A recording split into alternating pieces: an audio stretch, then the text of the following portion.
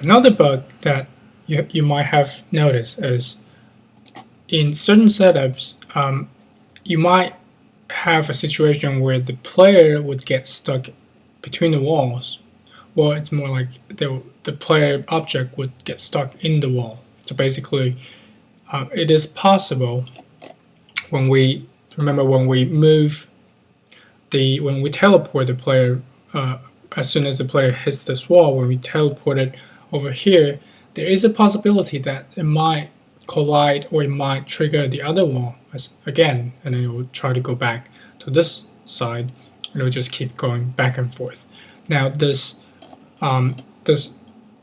likelihood of this happening really depends on where you positioned your two walls. But let me try to recreate the problem so you can kind of see what I mean.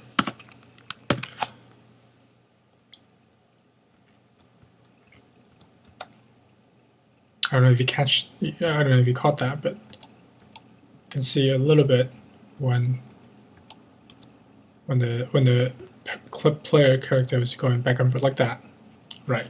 So how do we fix that?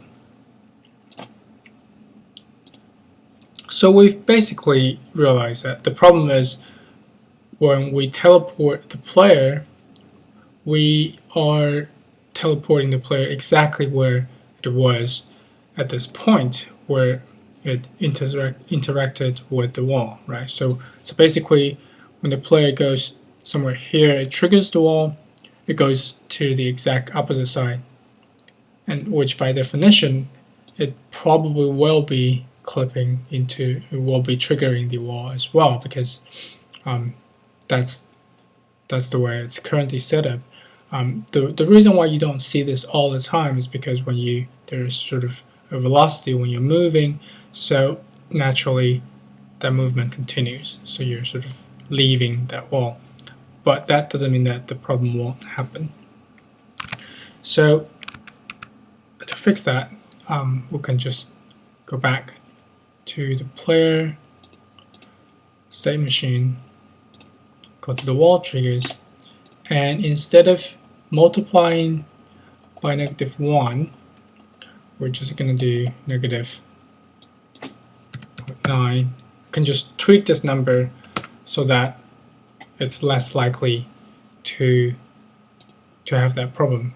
So let's give that a try.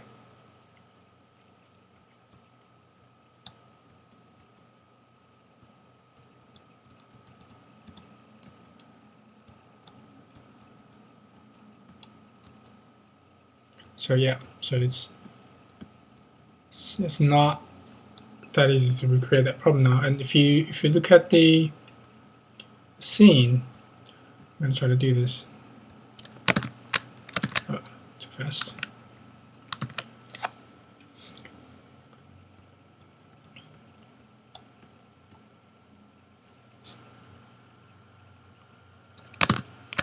Okay, so let's just go frame by frame. See if I don't think it's going to touch it. Try again. Okay, so you can see that the object is about to hit the wall. As soon as it hits it, it gets teleported over here instead of previously we're teleporting it over here. Now we give the object a little bit of buffer before right in front of the wall, so it's not going to go into the wall again. So this will help us solve that problem